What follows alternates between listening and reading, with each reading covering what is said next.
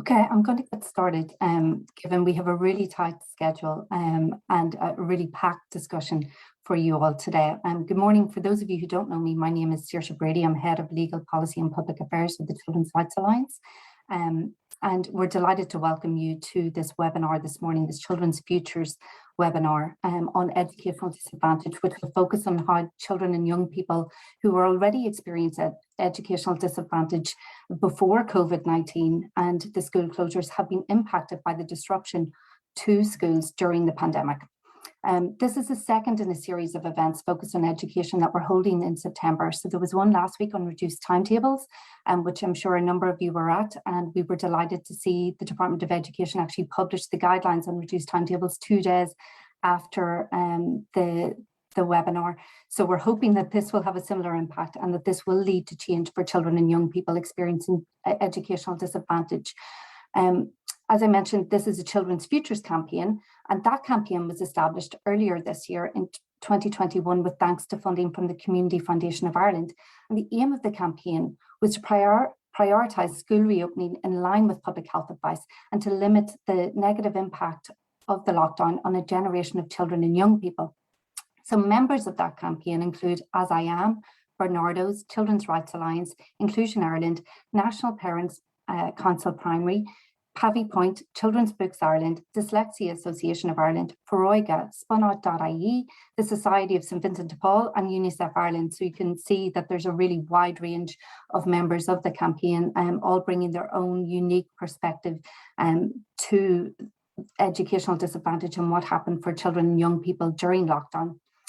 We know that education is a right, and the closure of schools, even with the provision of online learning for those who could access it, it significantly impacted on almost 1 million children who go to school every day in Ireland. So while we know it impacted all children and young people, what we do know is the existing inequalities in the education system were exacerbated during lockdown, and there was a disproportionate impact on children and young people who already experienced disadvantage, and that includes traveller and Roma children, and young people, those with special educational needs or disabilities, those living in poverty, children living in direct provision or homeless accommodation, and many more that we'll hear about today. So really the aim of this seminar is to, try and look at what the solutions might be, to talk about what the impact was for children and young people during lockdown. And what we really need to see now is a whole of government approach in the form of a clear action plan to address the impact of the pandemic and school closures on children and young people, particularly on those, as I mentioned, who've already experienced disadvantage even before COVID happened. So we need to COVID-proof the education system and refocus it on the best interests of children. And there are a lot of positive opportunities that came out of COVID. So we need to take those forward and really recalibrate the education system. We saw government take steps last week in establishing the class scheme, and we think that that's a positive development. It's a good first step, but we need to do a lot more if we truly want to tackle the inequalities in the education system. So today we're going to hear from experts, and that includes young people themselves who have experience of the education system during lockdown. We're also going to hear from some of the members of the Children's Futures campaign who are working on the ground with children who experience educational disadvantage. So I just want to remind you that the event is being recorded and that we'll also be tweeting live. If you want to join the conversation, the hashtag is Children's Futures IRL. So please do join in the conversation. The questions and answers panel will be open throughout the webinar this morning. So please do feel free to put your questions in there and we'll try to get to as many as possible. So there's going to be 2 panels. So the first I'm going to introduce in a moment, and that's basically we're delighted to have the keynote address from Dr. Paul Downs, who's the Associate Professor of Psychology of Education, the Director of the Educational Disadvantage Centre in the Institute of Education in DCU. So Paul is a long-standing friend of the Children's Rights Alliance and certainly is a supporter of the Children's Futures campaign. So we're delighted to hear from him this morning. And after that, we will hear from two young people who have experience of the education system. And after that, we'll have our second panel. So I'll introduce those after. But for the moment, I'm going to hand over to Paul. He's going to give his presentation, and we'll have plenty of time for questions and answers afterwards. So please do put in your questions. If you want to indicate your name and organisation and who your question is for, whether it's for Paul or Creedon or both, that would be great as well. So without further ado, Paul, I'll hand over to you. Thanks. Thanks very much, Saoirse. The psychologist Erik Erikson was fond of stating that the Greek word crisis meant a turning point for better or for worse. So obviously, with the pandemic, our society and the world has been in crisis. So the question is, will we as a nation now see this as a turning point to address glaring system gaps that make our children suffer silently or suffer not so silently in the system? So I'm going to highlight some of those glaring system gaps with concrete suggestions for ways forward. As part of what we call a post-pandemic social contract between health and education, to make bridges, as Saoirse mentioned, for a whole of government approach on these issues. I want to foreground the recent recommendation of the Joint Oireachtas Committee, Education Committee report in response to COVID, which identified two key issues in their recommendations. Emotional counselling and therapeutic support should be provided in all primary and secondary schools as an urgent priority. And provision of hot meals should be expanded to periods of closures and holidays.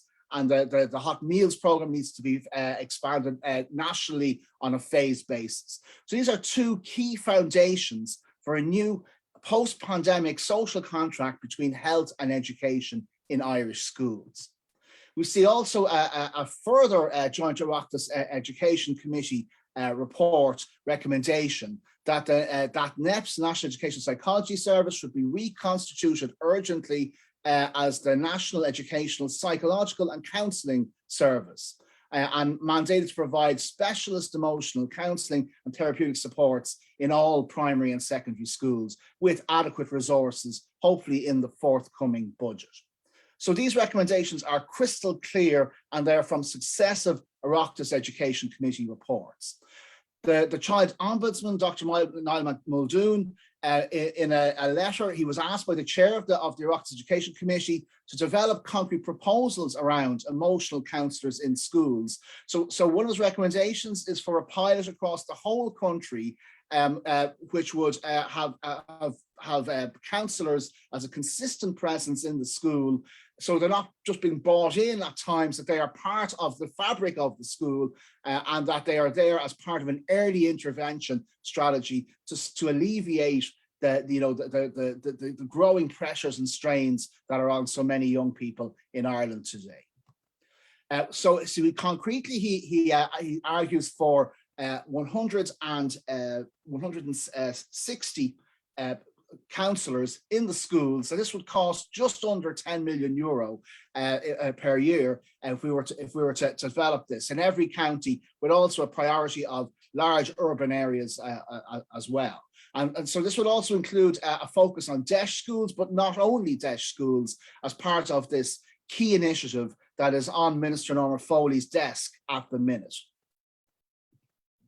Dr. Muldoon also highlights that that national school counsellors have come in, specialist counsellors have come in Northern Ireland, in England, in Scotland. Scotland has invested 80 million over the next 4 years for this, to provide counsellors in all second level schools in Scotland. So we are not just though catching up with Britain on this issue, we're also catching up with much of Europe on this issue about a glaring system gap. So in terms of post-pandemic priority areas for development, my presentation today is going to hone in on that topic, as well as obviously the child poverty and hot meals issue, I'm then going to move into arts and social inclusion, which in my view is a no-brainer for it. We need a strategy in this area, and we do not have one at national level. I will touch upon, I know you looked at the reduced timetables issue the last day, but I want to foreground the issue of emotional counsellors for that as part of a wider critique of the suspension and expulsion policy in the Irish state today. I will also hone in as part of this bridge between health and education on sleep awareness issues as part of this call for a post-pandemic social contract between health and education.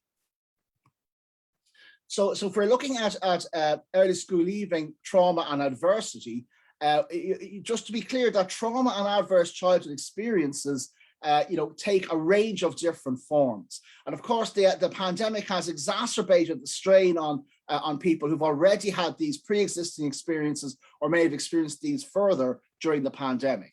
So issues such as domestic violence, substance abuse, emotional or physical neglect, mental illness in the family, loss of a parent through divorce, death, abandonment, physical or emotional abuse, an incarcerated family member, consistent poverty, experience of suicide, childhood homelessness, bullying in school is increasingly being seen as a trauma-related issue long-term, and children placed in state care is also another issue linked to adverse childhood experiences. So regarding early school leaving, what we see here is that research on poverty, that first of all, poverty is related to increased risk of mental disorders and suicide. So it's an additional risk factor, an additional strain on people. Of course, it's not a causal factor, and many other people who are not experiencing poverty may also experience these issues as well, but poverty is a risk factor for this dimension as well. So what we see here is that poverty-related depression, but also emotional distress itself contributes to early school leaving. We see Quiroga's Canadian study linking depression with early school leaving, that there's a direct link between pessimistic negative self-beliefs, views about that you can't achieve something, and clinical level depressions, that these are directly linked with early school leaving risk.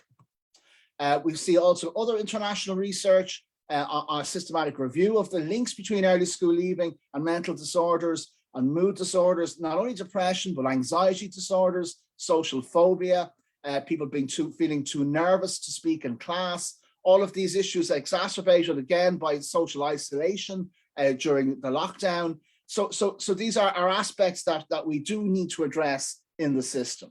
I also want to emphasize that we need to address this through what's an increasingly recognized public health model of need. We need to be really crystal clear on which level of need we are addressing if we're talking about interventions. So universal interventions may look at pre-packaged programs on well-being or trauma-informed schools, but the universal level is simply not enough. We need also ones on selective prevention for groups of moderate risk, but I want to hone in today on the indicated prevention level, those students who need individual intensive supports for trauma and adverse childhood experiences. That is the level at which our system glaringly falls down in Ireland today. And it is a mystery why we have emotional counsellors available in all university settings and third level settings, but we do not have it in secondary school or primary school settings. And of course, it is psychologically nonsensical to think that emotions begin only when somebody is 18 if they go to third level. So Ireland is playing catch up on this issue of the lack of specialist emotional counsellors and therapists in our schools. So we need these services to address the complexity of emotional needs for trauma and adverse childhood experiences. The National Wellbeing in Schools Policy 2018 talks about one good adult. This is no substitute for qualified emotional counsellors and therapists. It is a fig leaf, frankly. NEPS, the National Educational Psychology Service, cannot and do not provide a sustained one-to-one emotional counselling supports, even for students experiencing critical incidents, which is only one small dimension of trauma and adverse childhood experiences. NEPs do not undergo therapy themselves as part of their training, but also they do not have the time to provide sustained one-to-one emotional counselling. It's not their background or their role. The career guidance counsellor's remit is not for trauma and adverse childhood experiences either. So it is a glaring system gap here, and the universal prepackaged programs frankly become a sop. They become a kind of a cheap way of evading this issue of the need for this embedded systemic supports. And there are no substitute at the indicated prevention level for one-to-one sustained emotional counseling. And then a teacher can offer support for mental health promotion and stress prevention, but this is not therapeutic support that you cannot expect a teacher to go into that role of deep, complex emotional supports regarding therapy or emotional counseling. We see in the European context that emotional counseling is routinely available, for example, in Czech Republic, Belgium, Germany, in France, in Sweden. We see also in Slovenia, this is the case. So it's across a range of countries, not only wealthy countries in Europe, provide these services. In France, they go further. They provide nurses in every school. They do not adopt this disjunction between health and education that the Irish system does and historically seems to always have done, which is that it seems to think that our health needs are split from our educational needs. This type of thinking has to change. We see in legislation it underpins emotional counseling services in a number of countries as well, such as in Poland. In Denmark, we see, and also in Croatia and Bulgaria. In Denmark, they have intensive multidisciplinary teams for every school. So what I'm asking for here today is a much more tepid version of the service they would have, for example, in Denmark or Finland or the Netherlands, which would be multidisciplinary teams embedded, linked in and around the schools. So it's a more modest request here that we're putting onto the national policy agenda, as are the Oireachtas Education Committee. Moving on to child poverty, hot meals for children in schools is something that we need to expand, including for families through the area-based childhood projects. And of course, it's a major concern is the poverty impact. And not only the lockdown impact, but the people's loss of jobs, the poverty impact of the pandemic, means that the figures that we have from the Children's Ministry, which were that we had 109,000 children aged 6 to 11 experience poverty at 70% of the national median income, 72,000 at 60%, and 28,000 so-called deep poverty at 50% of the national median income. These were figures that from the Children's Ministry in 2020, based on a 2018 analysis. And of course, they are a massive current underestimation of what's currently the needs of children in poverty in Ireland today. They're outdated in light of the pandemic impacts. So we need, to address this issue very fundamentally. So hot meals is not the only aspect of this, but it's certainly a key aspect of this for hot meals in school. I'd also just draw your attention to the historic burden that the Irish state placed on our children, uniquely in Europe, actually, that during the last economic crash. So what you can see is between 2008 and 2011, we will see that child poverty increased at the fastest rate of any country in Europe in Ireland over anywhere else. But not only between 2008 and 2011, between 2011 and 2014, it's continued to accelerate quite dramatically. So the question does arise, are we going to put the burden of this lockdown impact and economic crash onto our children, again, as we did in the last economic crash after the post-Celtic Tiger, or are we going to have a different policy strategy on this issue? So in terms of the Europe indicator, here we see those figures from Eurostat, that since 2008, Ireland had the biggest increase in child poverty between 2008 and 2011. And our nearest rivals for this unwanted accolade, Latvia, Bulgaria, Hungary, and Estonia, countries that would not have the economic resources that Ireland, at least claims to have. So we were really an outlier at European level in terms of we made a policy choice to put the burden of poverty onto our children over other groups in Irish society for the last economic crash. We cannot do the same for this one. So we're looking for here is, so the program for government, what is positive is that there is a commitment there to expand the rollout of the new hot schools, the hot meal school meals initiative. So we see here that there's been expanded for another 35,000 children in the last budget. But we need a much more substantial financial commitment to this as part of a phased universalism. So it's not simply a hit and miss approach depending on which schools can or cannot avail of this national scheme. I want to move on to what in my view is a no-brainer, which is we need a national arts and social inclusion in education strategy. Partly due to addressing social isolation from pandemic lockdowns, but also for other wider benefits for early school leaving prevention, and the fact that we have a glaring policy gap again on this issue nationally.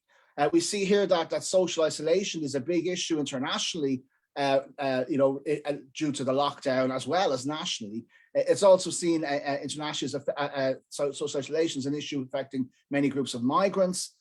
We see also that loneliness linked with social isolation is a key factor for early school leaving in a Norwegian sample, being as strong a factor as poor educational attainment. Loneliness in school is a major concern. So of course, the concern is that our gains in the last decade in reducing early school leaving are going to be lost due to the pandemic lockdown situation. So what we see here now with the need for national arts and education strategy around social inclusion is that the Arts Council received a very substantial increase of 70 million in the last budget, up to 150 million. So the question I ask you today is, what is the dividend from this for socioeconomically marginalised children and young people? Is this Arts Council budget poverty proofed? Do we see how much of this will filter to our children and young people generally, but also those bearing the brunt of poverty generally before the lockdown and now since the lockdown? Of course, access to the arts is a human rights issue. In Article 15 of the International Covenant on Economic, Social, and Cultural Rights, Article 31 of the UN Convention on the Rights of the Child. And so Article 31.2 there talks about equal opportunities for cultural, artistic, recreational, and leisure activities. I also draw your attention to the right of the child to rest in Article 31.1, which I will come back to when we're looking at the issue of sleep. So the policy gaps around the arts and social inclusion are quite stark, really. The Wellbeing Policy Statement and Framework from the Department of Education and Skills, revised in October 2019, makes no mention of the arts. So we need a sustained whole school and whole community arts approach that brings in the diversity of domains of the arts, including after school and summer projects for the social development of our children, as well as the emotional development of our children. The Creative Ireland Schools Initiative is a start, but it's insufficient in range and scope. It does not apply across all DEIS schools. The amount of money is very little, between 2,000 and 4,000 per school. So really we need to see a proper substantial investment for whole school, whole community arts approaches. And we see the Arts and Education Charter is very weak on engaging marginalized community. It's worse than tepid in this area. So we see also that the arts are mentioned only once in DEIS 2017. It is like the silent area now of national policy in education regarding social inclusion, and that has to change. The school completion programme historically has been a key area for the arts, but there's been a concerning retreat from the arts in early school in the school completion programme in recent years as well. So we need to ask the question, who is going to be the champion for the arts and social inclusion for the coming generation now as part of the revitalisation of Irish society after the lockdown? The research points out to the benefit of arts education for emotional awareness, self-confidence, effort, motivation, adjustment, imagination, creativity, concentration, collaboration, self-regulation, reflection, empathy, communication. So there's a host of skills and supports and competences that our young people can benefit from through an arts approach. And that's not to undermine a sports-based approach or a nature outdoor learning approach as well. These are also key dimensions of a revitalisation strategy for social inclusion in Ireland today. Other research highlights that the arts goes beyond overcoming fear of failure. So it's not just one right answer. It promotes students' voices, personal social expression, fostering empathy, perspective taking, building on strengths, promoting active learning, meaning making. So there are a plethora of dimensions here and benefits to the arts, including promoting a positive school climate. So it's an open goal and a missed opportunity that we do not have a national strategic approach to the arts and social inclusion in education. Alternative suspension and expulsion and reduced timetables. We need emotional counselors in schools to stop this happening, and we do not have them. And generic universal approaches such as trauma-informed approaches are not enough. We need to have one-to-one intensive supports with specialists for this area. Our own work with the McVerry Trust 2019, we found that 24.5% of the homeless men in our sample had been suspended from school. So almost a quarter of them had been suspended from school. 65% of those of their expulsions were due to non-violent behavior. And most of them, 2/3 of them, had experienced traumatic childhood events. So in other words, what we are doing is we are punishing our young people for being traumatized through a suspension, expulsion, reduced timetabling approach, because we have our systemic flaw that we do not have emotional counselors and therapists in schools like we have in many other countries in Europe and internationally. So this is not an accident that we move this way. It is a strategic decision the Irish state has taken not to invest in emotional counselors and therapists in schools in the past, and that has to change. We see the figures here around suspension, over 16,000 students suspended in 2005 to 6. That's come down somewhat in the last decade to 13,000, still 3.8% of the population. We see also the lack of strategy around children in residential care or foster care. 18% of the homeless sample we had at the McVerry Trust had grown up in either residential foster care or with extended family. So that this population is clearly overrepresented in the population of homeless men in Dublin. And we need a strategy for their holistic educational needs as well. The American Academy of Pediatrics policy statement recognizes the profound adverse effects of out-of-school suspension and expulsion and reduced timetabling. What you have here is that you're leading people into the juvenile justice system, and as we have argued, it's the royal road to homelessness as well. Freud said that dreams were the royal road to the unconscious. You could argue that suspension, expulsion, and reduced timetabling are a royal road to exclusion from school with heightened risk of homelessness in Ireland. The sleep issue is again something where I've argued before that the government is asleep at the wheel on this issue. The Better Outcomes, Brighter Futures documents has nothing on sleep, even though it is a rights issue. And it does not necessarily cost that much money to increase awareness around children's sleep practices on a school day. We need at least 9 hours sleep, children would. And of course, it affects a whole range of dimensions. Attention, reasoning, memory. If you've got sleep deficits, you're not getting enough sleep. It's also linked with substance abuse, with aggression, which makes common sense that, that if you're not sleeping well, you're going to be in worse humor. It's going to affect your interaction with your peers, your concentration. So again, a sleep awareness approach is something that we do need to build into the schools.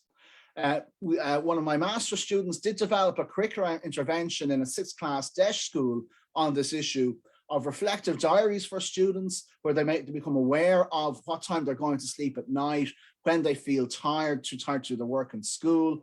So even after 5 weeks, with a reflective diary approach, with some initial introductory awareness for them about how the brain works with sleep, the importance of sleep, we made notable changes in the time they were going to bed at night on a school day. It was much harder to change their weekend behavior regarding sleep, but during school days, we managed to get almost all the students going to sleep before 11 o'clock at night. We wanted to get it to an earlier time than that, but we did see at least a significant shift away from going to bed after 11 o'clock. Some were going after midnight. So what we see here also is that is improvements in after a very quick 5-week not very intensive intervention, 1 hour in class a week, we managed to get quite significant changes and notable changes regarding how often they were going to school feeling tired. So the appeal here is to a new vision. When I say new, I mean new in Ireland, okay, but not internationally, for a post-pandemic social contract bridging health and education. The Global School Health Statement has argued for the integration of health and education. The health sector needs to seek integration within the education system, not education's adoption of health priorities. The health sector must find its cultural anchor within education and integrate its processes and outcomes. The UNESCO GEM report, the Global Education Monitoring Report 2020 on inclusion, argues for this spatial reconfiguration of school between health and education. So South Africa has integrated basic health services into its schools already since 2012. The US, the GEM report notes, has many co-located multidisciplinary teams for primary and secondary school system students through case management. So they're located in and around the schools. In Nordic countries, health, mental health, and social support are available to all learners in compulsory education. So we need to move towards that shift in mentality. So the Department of Education and Skills in particular needs to see itself as engaged with health issues. So obviously it is with COVID, it has been forced to engage with health issues, but that's the tip of the iceberg. There are so many other dimensions of health and well-being that the department really needs to more fundamentally address. So other key steps here, we see some aspects of this in the last few years come in regarding speech and language therapists and occupational therapists on site in schools. Our centre has worked with CDI Tala on that, particularly for speech and language therapists. So that is something which, our pilot projects with the Department of Education and Skills, these are examples of the beginning of that shift. The hot meals scheme is another one on this. But even with this beginning of this reconfiguration of education relevant health services embedded in and around schools, we are miles away from Denmark, which has a multidisciplinary team for every school. I'll finish with a quote from Cert. Cert states that bad faith is to pretend something is necessary, which is in fact voluntary. It is voluntary. Our Irish state chooses to have children hungry in our schools today. Our state chooses to have traumatized children and children experience adverse childhood experiences without the adequate supports. There is now, in my view, a once in a generation opportunity to address these issues now. For example, with hot school meals, the proposals came in 1919 for hot school meals, and they were thrown out in 1919. It took 100 years before it got back adequately on the agenda to be implemented in Ireland. So the question is, if we do not seize the opportunity now around emotional counselors and therapists in schools, if it does not happen now, when will it happen? So, we have the Oireachtas Committee reports on this issue. So now is the time to really, I'd hope that your campaign and your network would mobilize the resources to really draw the attention of Minister Norma Foley in particular to the Oireachtas Education Committee recommendations on this theme. Thank you. Thanks so much, Paul. I'm so impressed. You came in under time as well, and there was such a wealth of information in that presentation. And we will hope to circulate that with your permission, because I think there's a huge number of references in there that will be really important for people looking at this area and to give them time to digest it as well. It was really important to hear about the holistic nature of education and what practical solutions can be put in place to actually address some of the basic necessities that our children and young people are missing, that is impacting on their right to education and their access to education. And it's really worrying as well to hear about, the progress that we have made to date. We might regress on that because of the pandemic, but also because, our resources are stretched now. So it was really useful to hear all of those pieces, not just about education itself, but thinking about it in a wider way, thinking about the arts, thinking about how it interacts with health. And, you did mention better outcomes, brighter futures. And I think that is something, obviously there will be a better outcomes, brighter futures, which is the National Policy Framework for Children and Young People. That has come to an end, but a new one is in development. And really, I think we need to look at it as a post-recovery from COVID, but looking at some of those existing issues that are there already and looking at what wasn't addressed in the last one and what could be. So I think that's a real opportunity for us, and maybe we'll get into that in the discussion after we hear from our next presenters.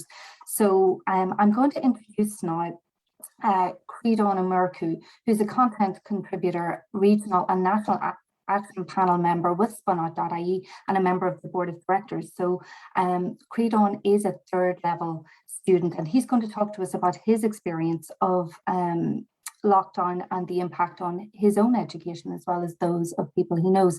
I just remind you as well to tweet, the hashtag is Children's Futures IRL, and if you do have questions for Creedon or Paul, we will have time for questions and answers after these inputs, so please do feel free to ask those. Creedon, I'll hand over to you. Thanks. Brilliant, thank you, Saoirse. Madra Dina, my name is Creedon Amirku, and I'm currently studying environmental sciences in Ulster and Galway. I'm hoping I can offer a perspective on the impact of COVID on third level students. In 2016, the United Nations 17 Sustainable Development Goals from their 2030 Agenda for Sustainable Development came into action. Goal number 4 of these was entitled Quality Education, and its objective was to, quote, ensure inclusive and equitable quality education and promote lifelong learning opportunities for all. It is safe to say that the COVID-19 pandemic has had a profound and significant impact on this goal for young people worldwide, and Ireland is far from excluded in this assessment. Primary to tertiary educational institutes were closed, events were postponed indefinitely, lectures, tutorials, practicals, and placements were cancelled. Students returned home for an indefinite period. I was one of these students.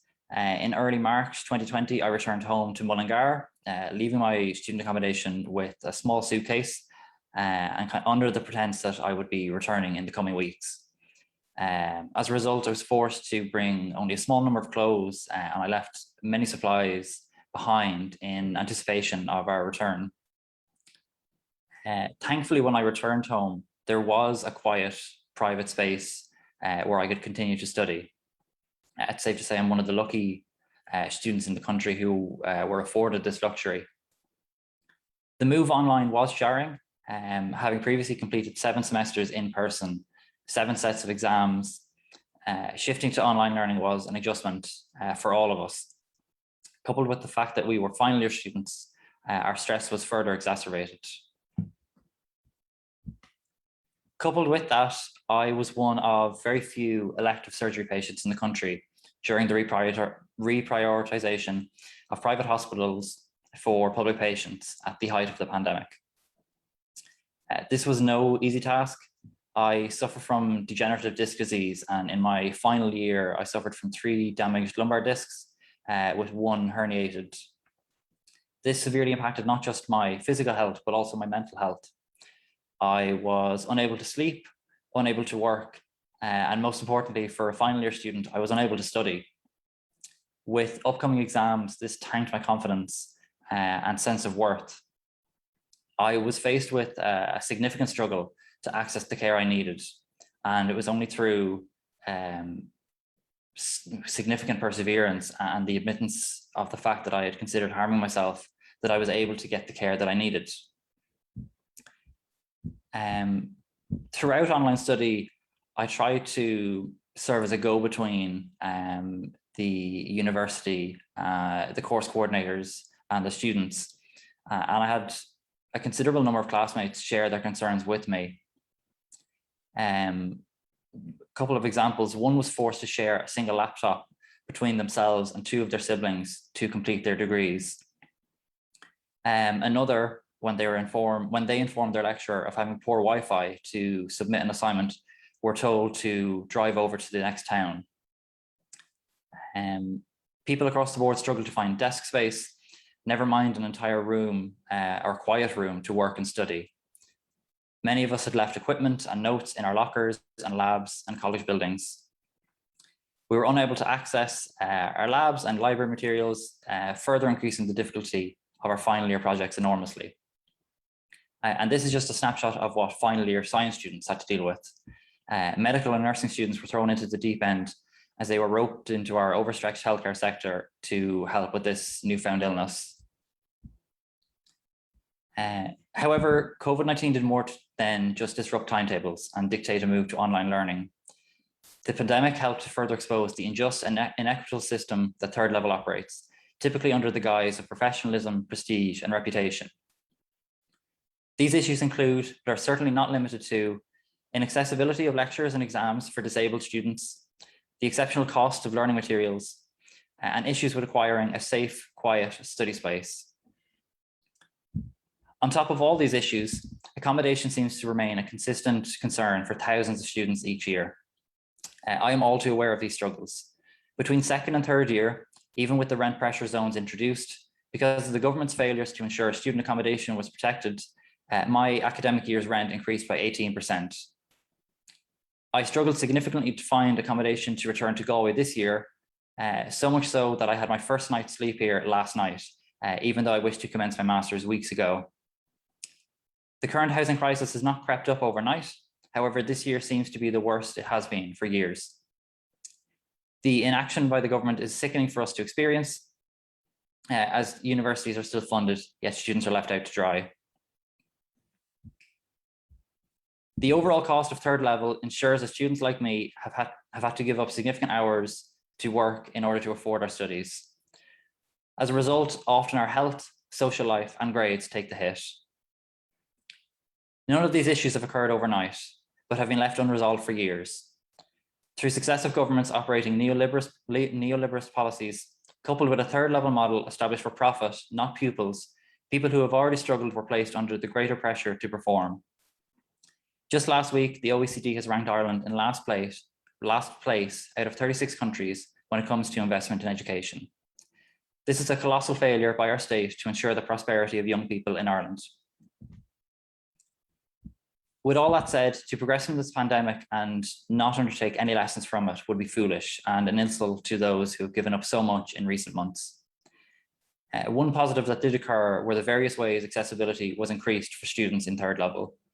Through online lectures, assignments, and examinations, students across the board were better accommodated and provided with options previously prohibited, often due to supposed difficulty.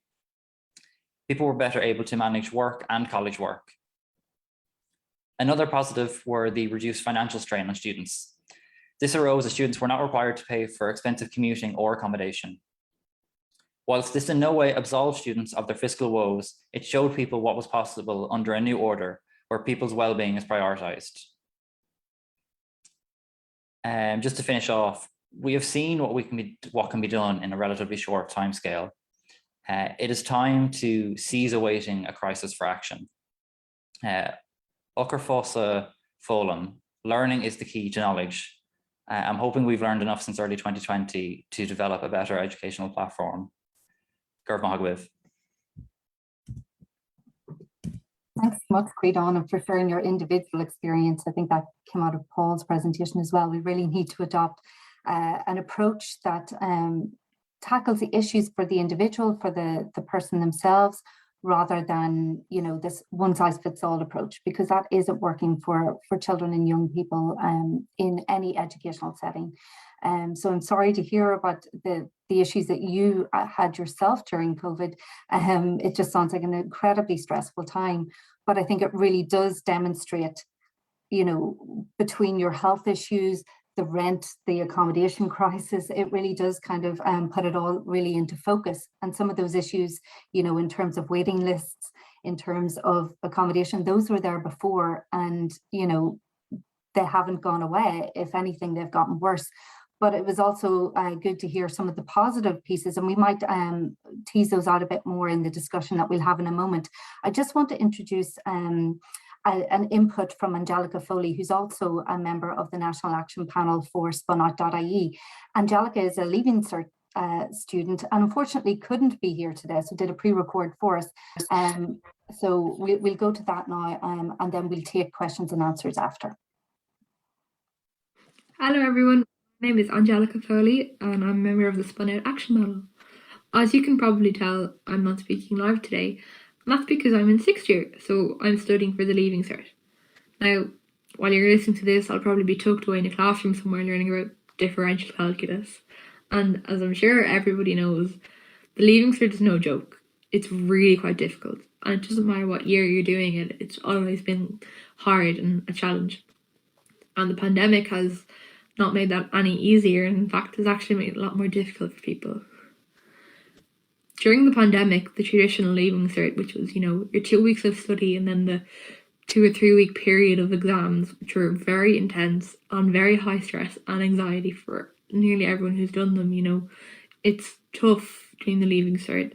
And the pandemic just aggravated things because predicted grades were introduced, and predicted grades were very mixed because some people really liked them and some people didn't. And a lot of people got the courses they wanted, and then a lot of people didn't. If we look at the CAO results that have just come out, there were students at the very, very top who had gotten 625 points, who literally could not have done any better in the Leaving Cert, and they still weren't offered their courses that were their first preference. If that doesn't show that there is something wrong with the Leaving Cert, then what will? It's just not working. If the students at the very top aren't getting the courses they want, well, how will that affect the students who maybe don't score the high points as well? It just doesn't work. And something does need to be changed. And if anything that we can take away from the pandemic, I think it's that, that if the Leaving Cert is to stay the way it is, it's not going to work for anyone. It needs to be changed, and that needs to happen sooner rather than later. Aside from that, I think, the pandemic has really just highlighted an awful lot of educational disadvantages that we probably didn't know were there. When the pandemic came along and learning went online, we were in a very difficult situation because for some students, they might have had a laptop that was not theirs, that was their family's, that they had to share with their other brother and their other sister who were trying to learn as well, and they had to share that between them.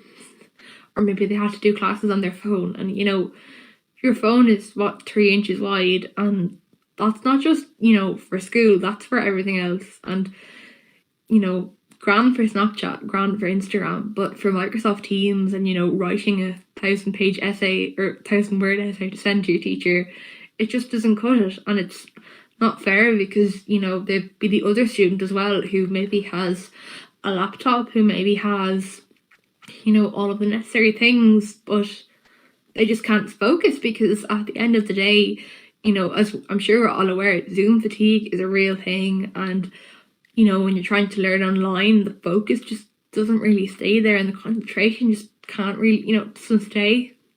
And if you're trying to do a full day of school online, it's really quite difficult.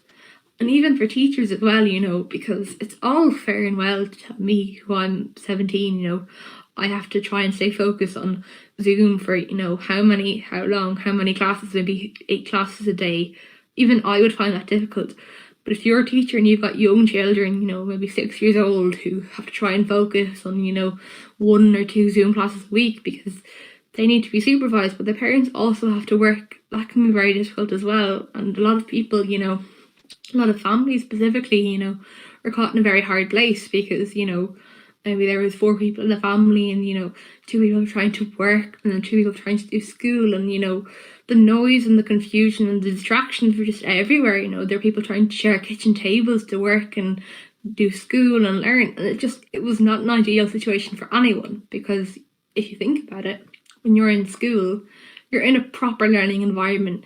You're learning one thing in one space. There are no distractions. Everyone, say 20 students and the teacher, we're all kind of in tune doing the same thing. You don't have your phone going off constantly with a Snapchat notification, But then when things went online and you had your laptop in front of you, you could always just mute that teacher and watch Netflix. And it was really quite tempting, and it was one button away. And I'm sure, myself, I've done it once or twice. I've tried to watch TV in the background because the distractions, it's so hard to stay focused when there's so many distractions. Or if you're in bed trying to learn about trigonometry, it's just so easy to switch off, especially when you've got your camera off and you're on mute and, you're not really as engaged with the classes. And so that's why I think that online learning just isn't feasible, especially the way it was done over the pandemic. And I know teachers did try their hardest, but it was really hard because no one was really properly prepared for it. You know, no one had really, like I know myself, I didn't really fully know how to use a computer. I found it quite difficult. You know, Teams, my school had had it for years, but, you know, it was never used in the way it was. And I didn't really think it was ever intended by the school to be used in that way. So if online learning is to be used again, you know, it probably does have its advantages.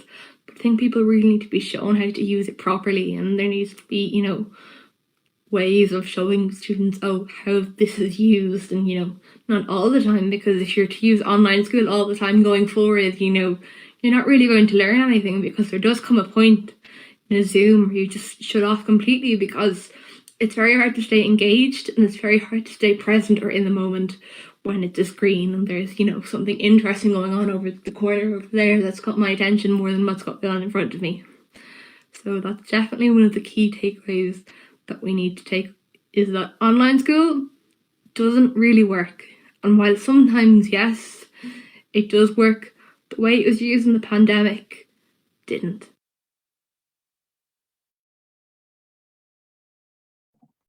I think Angelica perfectly summed up how a lot of us feel about Zoom and our experience of the pandemic. You know, however hard it is for those of us who are in work, imagine trying to deal with this as a very young child, you know, the issues that teachers must have faced, the difficulties. I think, you know, it really does highlight the stress factor for everyone during the pandemic, but particularly those who were missing out so much in terms of school. I think she's also a very eloquent advocate for leaving cert reform, and we know that this is something the Joint Oireachtas Committee on Education is going to be looking at shortly. So, you know, we might be going back to Angelica to talk to her about what other ideas she might have. But I'd like to invite Creedon and Paul to rejoin us, and maybe we will go through the questions that have come in and some others that have come up, and maybe just have a conversation about your inputs. I think mental health came through very strongly across all three presentations, and that emotional support piece. But Paul, we did have a question. I'll go to you first. Could you explain what an emotional therapist is, and is this referring to the EFT model, and what qualifications are there for therapists? You know, what would you suggest there? Okay, first of all, that you know, we're looking obviously for qualified therapists. So there are national associations, you know, that accredit therapists, and you know, and as I understand, the Child Ombudsman has taken research to see that there are enough of these in each county that could be used in schools. So obviously it has to be, you know, nationally accredited counsellors or therapists. So it's not just trying to advocate one particular model of therapy. You know, I think, you know, you're looking for a more eclectic approach, which would take in different schools rather than just one school of therapeutic approach, depending on the need of the particular students. Different approaches are going to work better with different needs, because complexity by its definition means it's not just one strategy you use. You need a range of strategies. So the point is that the therapists are there in the system. They are nationally accredited by reputable bodies. We have them there. It now needs the political will to actually fund these in schools. Okay, thanks for that, Paul. And Creedon, you know, you mentioned some of the highs and lows of the pandemic, but I suppose one of the things that came out of, I think, both your presentation and then Angelica's input is just that lack of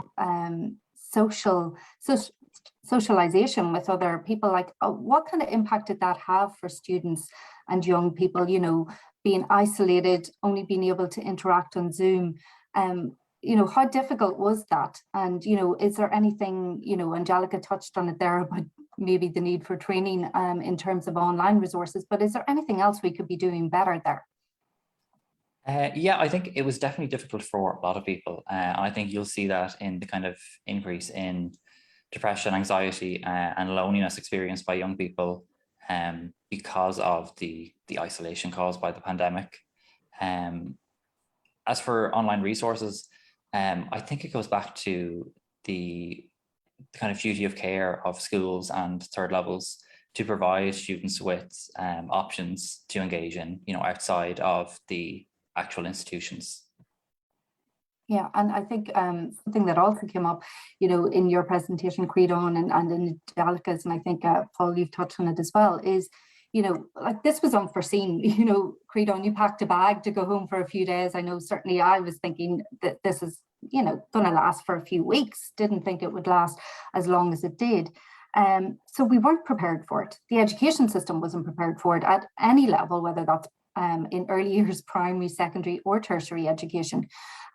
So how can we now be better prepared? And I'd put that question to both of you. Is there one or two things that you think we could do now that and take from the pandemic and our learning during it that we could take forward and actually put into practice? Is there something really concrete that we could do? Is it a strategy? Is it, an action plan?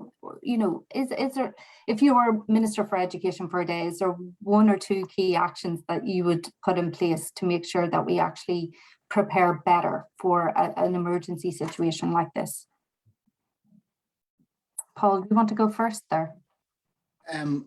I'll just mention one thing, apart from obviously all the issues I've raised in the presentation. I know some principals have mentioned the point that the staggered break times meant that some children were able to flourish more in the yard because of staggered break times.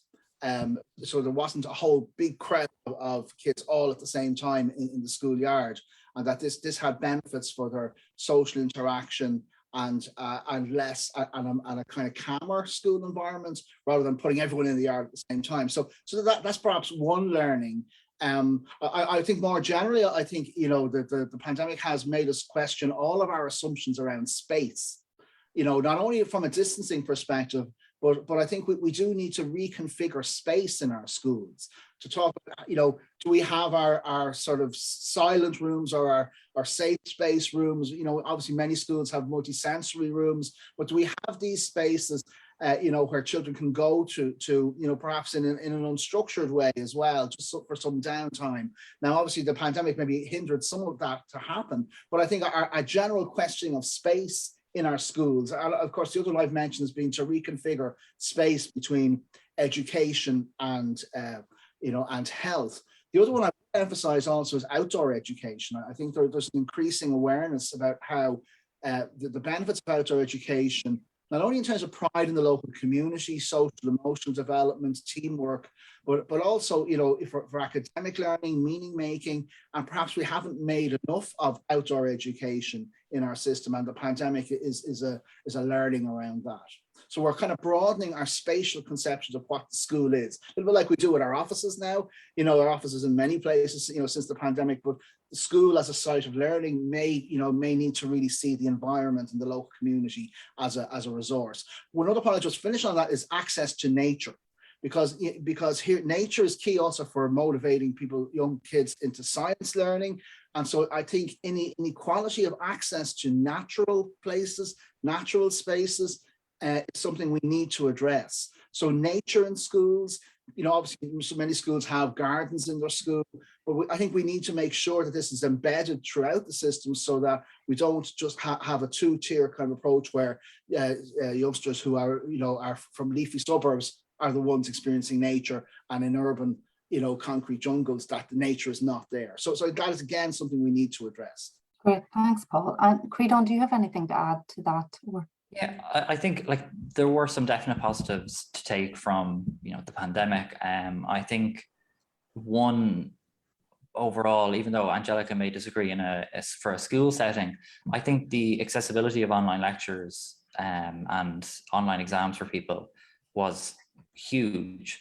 To be able to attend college whilst not being physically in the building, it broke down so many barriers for people.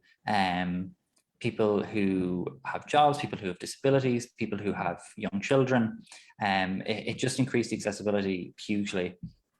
So the kind of changes I would make as well would be things like free laptop schemes, expanded childcare. I know there's a limited number of childcare options in third level, but increasing those as well.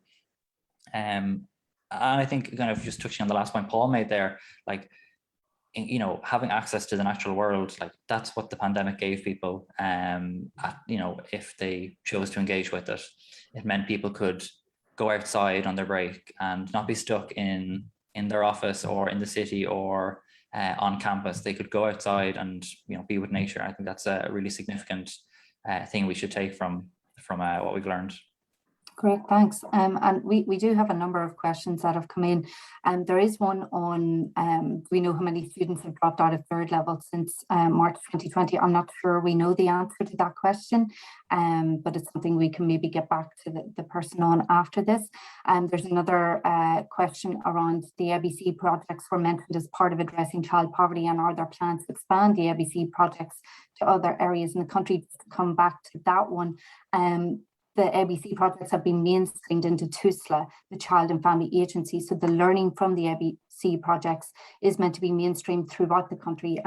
So I don't think there's plans to set any further projects up as such, but just to mainstream the actions and learning through all of the work that takes place, the prevention and early intervention work. But there is one question here that I think maybe we can end this panel discussion on it in terms of how do you believe that the government can take the burden off the younger generation, as Ireland is going to be in financial strain and take time to overcome? Now, that's addressed to Paul, but I think, Creedon, you might have some ideas as well from what you mentioned in your presentation. So I might go to you there if you have some thoughts on that. Yeah, I think we have to acknowledge the misnomer that is free education. And I think we have to completely eradicate that from our minds. There is nothing inherently free about our education, and even at that, what students have to give up in order to go through with their education is huge. So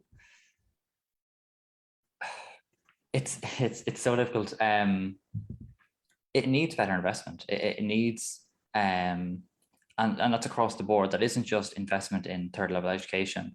That's investment in housing, it's investment in healthcare services, and investment in education from the primary level. A glaring example of the failures of the previous governments is the SUSI grant scheme. It's completely insufficient for the current cost of education. It's paid often 8 weeks after, or the first payment is 8 weeks after students return to education. These are simple things that are being completely overlooked. So with very little critical thinking and a small amount of political will, these things could be, fixed. Fixed might be an overstatement, but addressed. Oh, that's great. And I think, there are a lot of suggestions that both yourself and Angelica and Paul have made that I think are really practical. And certainly we'll be bringing these to the attention of the Department of Education, as well as others, because it's not just the Department of Education that's responsible for, these issues that are impacting children and young people. So we'll take that forward. Paul, do you have anything to add to that? Can I just add to your last point, actually, just there, Saoirse, which is that I think we need to make sure that the Department of Education takes responsibility for a number of these issues.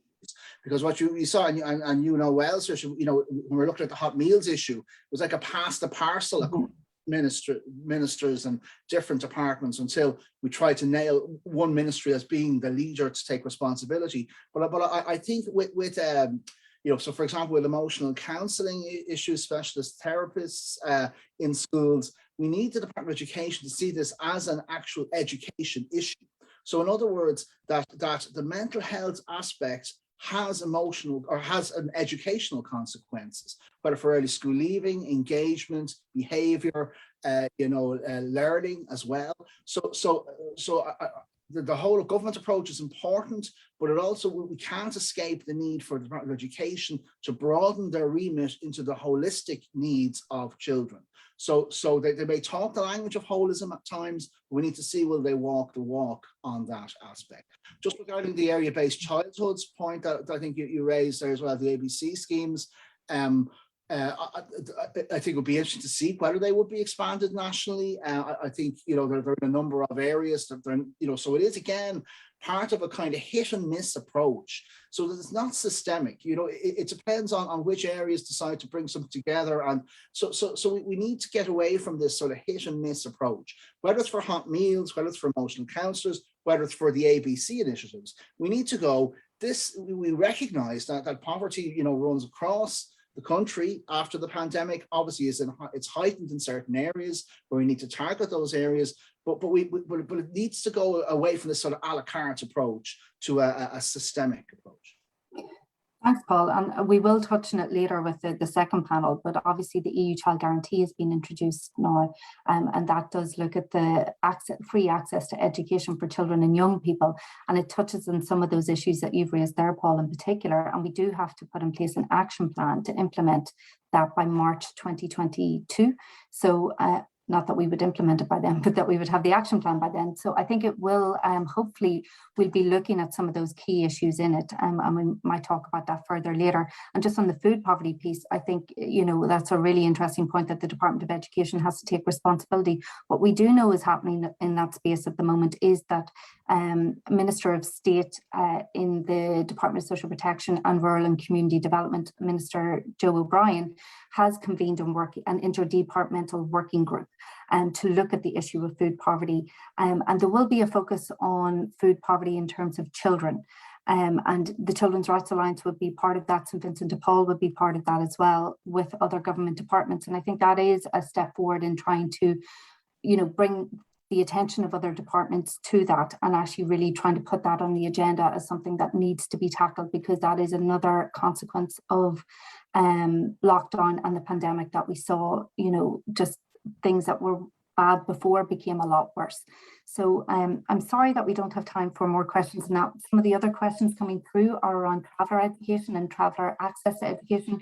And given that it's Traveller Pride Week, we do want to address those, but we do have a speaker in the next panel who will hopefully be able to answer some of those questions as well as they come up. So I'd just like to thank Paul and Creedon for their inputs. And thank you so much for taking the time to, and to Angelica, for taking the time to input today. And we will come back to you if there are any other questions, outstanding questions, that we can send on to you after today's event. So with that, I'll invite the second panel to join us. Thanks so much. And so we'll soldier on.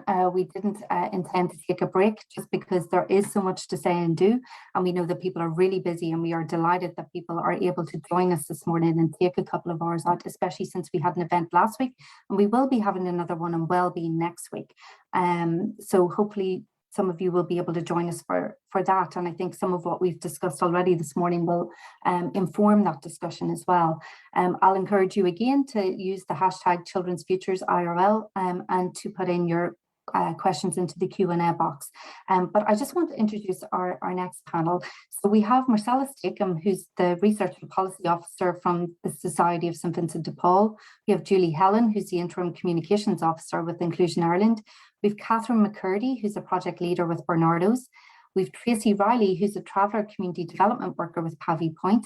And we have Niamh Murray, who's Principal of Rutland National School. So we have a really wide-ranging panel. And, with the exception of Niamh, they're all members of the Children's Futures campaign. So we really want to hear from people on the front line to hear what their experience is during the pandemic. So we're giving each of our members there an opportunity to give a short input and overview of the issues that they've seen, and then there will be plenty of time for questions and answers afterwards. So we'll maybe get into more examples and detail then. So please do feel free to ask your questions in the Q&A box. Marcella, I'll start with you if that's okay, and then we'll move on after that. Thanks, Saoirse. So just a little bit about ourselves and SVP. We are the largest charity of social concern in Ireland, with a variety of supports and services being provided by our 11,000 members on an all-Ireland basis. We really welcome this opportunity today to contribute our insights on educational disadvantage. We see access to education as a critical enabler out of poverty and social exclusion. I'm going to speak about 3 issues relevant to our clients' experience over the past 18 or so months, specifically school costs, digital poverty, and the findings from our Red Sea research that we commissioned earlier this year. What we're seeing now during COVID-19 as a new crisis really layered on old problems. So in the week before schools begun, we received 300 calls a day from worried parents in relation to school costs. And for us, that level of demand really underlines the need for much, much greater investment in the education system. The types of requests that we receive relate to school books, help with school books, help with school uniforms, voluntary contributions, extracurricular activities, and more recently help with the cost of iPads and tablets. We are receiving calls from parents that are being requested to fund for their children's education, particularly the iPads and tablets, which can cost anywhere between 600 and 800 euro, and in some cases, almost €1,000. So for anyone on a low income, that's just not feasible or sustainable. There is one request that I just want to read out that really highlights, I think, the stress that families are under right now. My daughter is starting secondary school in September, and the cost is over €1,000 as she needs an iPad. I don't know how I'm going to meet this cost, as I am really struggling. I don't want her to feel different when she starts secondary school because she was bullied in the past. So for us, as our own members carried out their work remotely in the community during the pandemic, it became abundantly clear that students were not able to continue their schoolwork online. They simply did not have the space or perhaps the supports, or in most cases, they did not have access to technology. So for many of the households that we support, having laptop and a broadband is a luxury, not a necessity. We were particularly concerned for children that are living in homeless accommodation and to direct provision where school is really a respite from their cramped living conditions. And we also are really concerned for those children that are living in hidden homelessness. So they're living in overcrowded or substandard accommodation. And we heard from many times from our members about families that were living in one bedroom accommodation with a range of children, of 3 or 4 children. And they were, I suppose, they were always looking to the school environment to make it normal, to feel normal, to be outside that environment of where they felt trapped really in that type of accommodation. In February of this year, we launched an online survey among our membership to capture the impact of the digital divide among the people that we support. And we extended that to people that had children at primary school, at post-primary, and at third level. And what we found is that half of the 200 conferences surveyed had helped with the costs of tablets, broadband, with laptops. And 75% of the conferences surveyed had helped with household costs and food costs to free up money for online learning. In January of this year, we commissioned Red C to collect data on the financial impact due to COVID-19 on households. And some of the findings included that 1/3 of single people with children cut back on utilities or fell behind on their bills due to COVID-19, and 1/4 had cut back on food due to costs. The data for us also showed that those who are experiencing disadvantage and those who are experiencing the most adverse financial impacts during this time were also the groups that were most vulnerable prior to the pandemic. So those were families that had children in them, lone parents, renters, and people with disabilities. So I think I will conclude there by saying that if there is one silver lining to this whole pandemic, it is the opportunity now we have to address the issues and the solutions needed to address for people that are experiencing poverty and social exclusion. And I look forward to discussing some of our own proposals later in the discussion around how we can address educational disadvantage and poverty more generally. which I think is equally as important as highlighting the impact that this pandemic has had on people that are affected by low incomes and are marginalised. So thank you. Thanks, Marcella, and we look forward to discussing some of the solutions. I think it's always important to have a solutions-focused discussion after highlighting all what the problems are. So I'll pass over to Julie Helen now, and we'll hear from each of our speakers first, and then we'll get into the discussion after, if that's okay. Thanks very much, and thank you for having us today. It's a wonderful opportunity to ensure that the voice of children with intellectual disabilities are heard here today. And I'd just like to echo what everybody is really saying, that we need a whole of government approach to, I suppose, address the issues in education for all children who have been impacted by the pandemic. But for us, certainly, during the pandemic, existing inequality for students with intellectual disabilities only became more evident. And I'd like to just explain that a little bit for you today, and just how we need to move forward now to change things for all of our children. So over the last decade, the Department of Education has invested heavily in special education. A significant proportion of this has been in special education, as I said, and have been invested in supports that are not in line with the state's obligation for the UN Convention on the Rights of People with Disabilities. So this obviously is an issue. At present, only about 2% of the school population is educated in special school or special classes. So we need a move towards an inclusive education system, and it will take some time to implement and will require great political will. To achieve this, we need to invest heavily in teachers, in teacher training, in school buildings, in allied health professionals, and all of this over a sustained multi-year plan that is fully financed with the appropriate legislative and policy backing. And this is all before the impact of COVID ever even appeared in front of us. Special consideration and planning are required for children with the most complex learning and behavioural needs. These children should not be left until the end, because they may be the most difficult to accommodate in inclusive schools.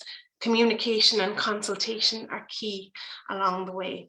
And then when we move specifically to COVID-19, we know that it caused long absences from schools for many children, but in particular for students with intellectual disabilities. And to back this up, Inclusion Ireland conducted a survey of parents from April 30th to May 20th, 2020, so bang smack in the middle of lockdowns, to inform the impact of COVID-19. And in total, over 1,000 parents responded to us, and the responses set out the educational supports that parents felt their children needed then and into the future, and how going back to school would work. And some things that were very clear were in terms of access. You know, many families had access to a laptop or a smartphone or an iPad, but 11% had no access whatsoever. So those students were having no education at all. 45% of respondents said that their internet was unreliable. And I think we have, you know, it's been reiterated here a number of times today that the digital divide is a real thing and really important to address and ensure that, I suppose, it doesn't happen going forward. Then critically, at the time of the survey, education parents reported that only 37% of children were receiving suitable education support, and over a third had inappropriate materials that they needed. And then really importantly, almost 4 in 5 reported that their children were not motivated to learn in school, to learn at home, because they're so used to learning in school, and so, you know, associate school with learning. And the importance of routine was also critical.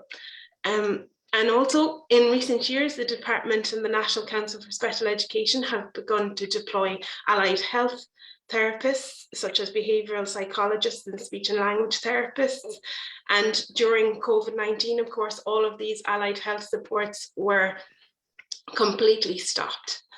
And these are critical. So where do we move to now? And I think it's really important to highlight here today as well that there are a significant cohort of children that are still not back in school because they have underlying health conditions and they cannot access school for fear of being really unwell or contracted COVID-19. I really liked what Paul said about having a social contract between education and health.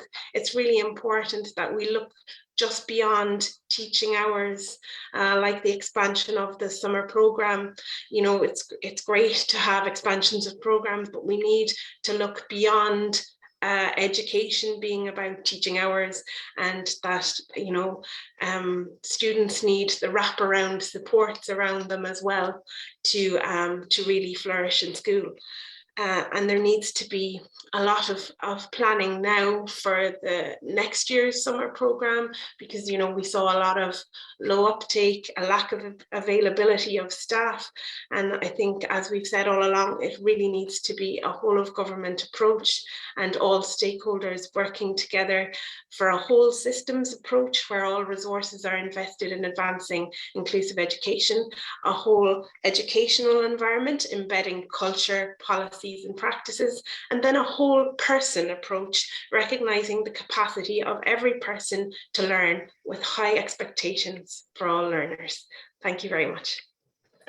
Thanks, Julie. That was great. So I'll pass over to Catherine now and hear from her, and then we'll continue the panel after that.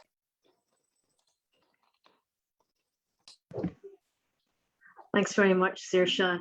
And I just want to say I'm very humbled by all the speakers here today. I want to thank everybody for inviting Bernardo's here today, particularly really listening to Marcella there and all our speakers. And just to replicate really what Marcella is saying, the Back to School survey for Bernardo's highlighted some points. And I want to emphasize that this is 2021, okay? 52% of parents said that their families had experienced mental health difficulties over the last 12 months. 50% reported tensions at home. 54% experienced financial concerns, and 59% felt isolated. 48% stated that they lacked social support, and 29% of parents felt that these difficulties have had a negative impact on their child. Now, these are parents that are worried about going back to school. And just listening to what all our other speakers had talked about, Creedon and Dr. Downs and Marcella and all the other speakers, most worryingly, 20% of parents have taken out some form of loan to pay for school costs. I just keep saying COVID was there, but this was there beforehand. And we're still doing this. We still have the most vulnerable parents. Indeed, the workers on the ground here in Wexford are constantly calling our colleagues in St Vincent de Paul to help our most vulnerable families pay for those school books. There's also hidden costs in schools that we forget about for parents who are on low incomes or single parents who've left the home due to domestic violence and dealing with all the stresses there, trying to pay their rent, maybe living in insecure accommodation, and yet there's these hidden costs. These hidden costs are €2 for non-uniform days, okay? These hidden costs are, you need to pay the fee for the swimming. These hidden costs are, you need to pay €25 now for the school tour. In fact, school tours are part of the child's learning. Why in 2021, and indeed going back further, do our children in Ireland have to pay for their school tour where they learn so much? If you have 3 children, you're sometimes thinking about €150 at the end of the year to go on school tours. And this is another time when, in fact, parents take out loans. It is another time when we are calling on our colleagues in St Vincent de Paul to help fund that family, or indeed our colleagues in school completion programme if we indeed can't fund them ourselves. Hidden costs are, again, school gifts for teachers. We have situations where children don't go to school on those last fun days because actually they can't afford to bring in the little gift for the teacher. This is easily solved. We don't need gifts.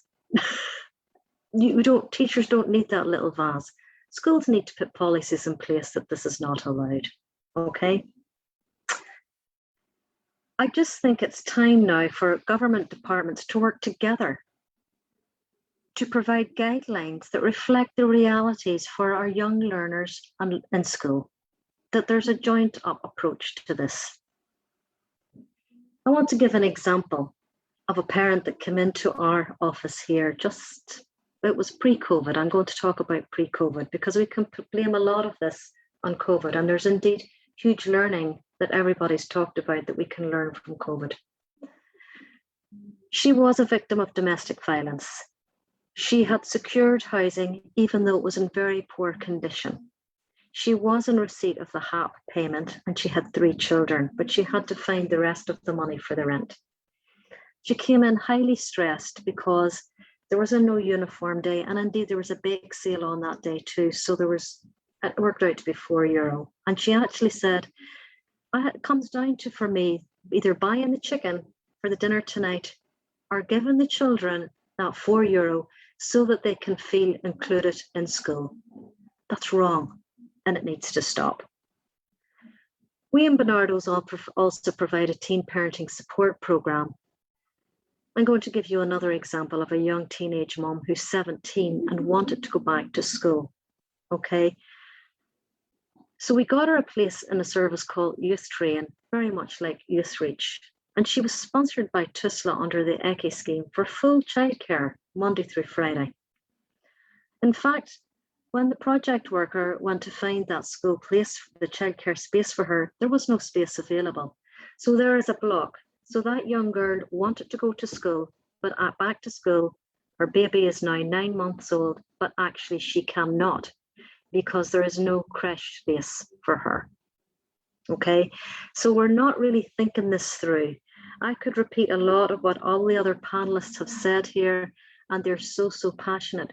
But I think it's time for government agencies, again, to take responsibility to indeed provide a free education from preschool right through to university. Thank you. Thanks, Catherine. That was so insightful and really putting the human face on some of the issues that are coming up. I'll pass now to Tracy Riley from Pavy Point. Please, Tracy. Yeah, and thanks very much for giving us the opportunity to be here today. And it's just, as you said, it's just insightful just to hear other people's experience, and just to know, really, that you're not alone. You just think that it's your own community that is facing it.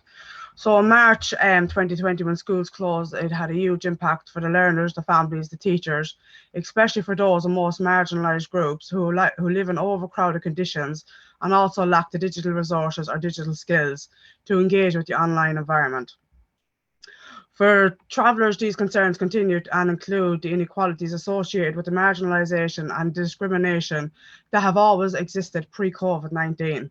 For traveller students across every level of the education system, including early childhood, the reality of ongoing prejudice, racism and discrimination against travellers, including within the education system, cannot be ignored or underestimated. We need to change the school culture. There is a need to start this process in pre-service training at all levels of education and continue in professional development. The environment needs to promote the diversity within schools and proactively include travellers. Some really good work is happening within the schools, but needs to be consistent because travellers still experience discrimination and exclusion. This is a particular concern for traveller organisations, as children and young people have missed out on so much and haven't received adapt supports. Currently, young people are not returning to school and will miss out on so much of their education, including doing their leaving cert. Having that sense of belonging in an education setting is so important for traveller progression. The implications associated with the remote learning and the differential impacts of the digital divide where COVID-19 has exposed is very concerning. This is presenting as an issue for travellers in terms of access and participation within primary, post-primary and higher level education. These concerns emerged in our 2 national education forums organised by Pavy Point in association with the National Traveller Women's Forum to examine education implications of COVID-19 for travellers in Roma. The reports demonstrate that the disadvantage for travellers have experienced during COVID will have long-term consequences. The report shows evidence that traveller students were left at an extreme disadvantage given an issue of access to IT facilities, high cost of broadband, lack of access to devices, resources, books, libraries and private quiet spaces to study. Lack of broadband is a serious concern for those living on halting sites, and it may, for example, have an impact on the ability for some to register for the predicted grades process for the Leaving Certs. Online learning also presents its own difficulties for traveller parents with literacy skills. Without literacy skills. It also holds a possibility of missing classes or lectures due to bad Wi-Fi, inability to ask questions and difficulties with engagement. In addition to these issues associated with the digital divide, many traveller children around the country disengage and receive little or no education. With no access to proper IT facilities, parents facing challenges in offering support, given their own educational experience, there are many concerns. Many traveller young people are not returning to school as yet. There are no outreach supports to encourage them to go back into the system. They felt they missed out on so much of their education that there was no point in going back to school. The recent COVID Learning Support Scheme class for in-school support announced by the Minister, while welcome, does not address the issues of children who have disengaged from the education system and who do not plan to return to school. If no action is taken with these children, they will not have the opportunity to complete their education and meet their full potential. The lack of appropriate accommodation for travellers has been highlighted by the COVID and recent reports of living conditions of children on the halting site by the Ombudsman for Children. Traveller children living on the halting site with no proper access to Wi-Fi, electricity and not having a study space are significantly disadvantaged. Most traveller children and young people come from big families and are living in mobile home or trailers and have no proper supports to help them with their online learning. This needs to be urgently addressed. There is also a commitment in the programme for government to develop a traveller education strategy. This needs to happen immediately to address the disadvantages that traveller children and young people face. The strategy must include traveller participation, education actions with targets, timelines and appropriate monitoring processes. Thank you. Thanks so much, Stacey. And it was really, fascinating to hear about the unique challenges that the traveller community have faced, not only during COVID-19, but before it as well. And I think while there are a lot of cross-cutting issues, obviously there are some that are very unique to traveller children and young people. So we might chat about that more after as well. I'll pass over to Niamh now, who's the last member of our panel, and glad that Niamh could join us today because we thought it was really important to hear from somebody who actually works in a school and is an educator themselves. So I'll hand over to Niamh and then I'll open the floor to Q&A as well if people want to put their questions in the Q&A box. Thanks. Great, thanks Saoirse, and thanks to the Children's Rights Alliance for the invitation. And it is really important, of course, that there is somebody on the front line or somebody on the ground. I suppose in 5 minutes, I could talk for 5 hours on educational disadvantage. It's something that I'm very passionate about. I've worked in the area for 20 years, and it's very difficult to kind of summarize it down. So I'll just do my best to kind of touch on a few topics. I suppose in terms of COVID, it's really important, and I think you said it yourself, Saoirse, at the start. Educational disadvantage has been around as an issue long before COVID, and unfortunately it probably will be around after COVID, but as Paul said, it presents an opportunity, so we have this time. And I suppose one of the positives is that because of the pandemic, it's shone a spotlight on it as an issue because people realised how the differences, when the schools closed in March 2020 to June 2020, how children in socioeconomically disadvantaged areas, such as my own, and maybe I suppose just to explain, the school that I work in is in Dublin's North Inner City, which is one of the most socioeconomically deprived parts of the country.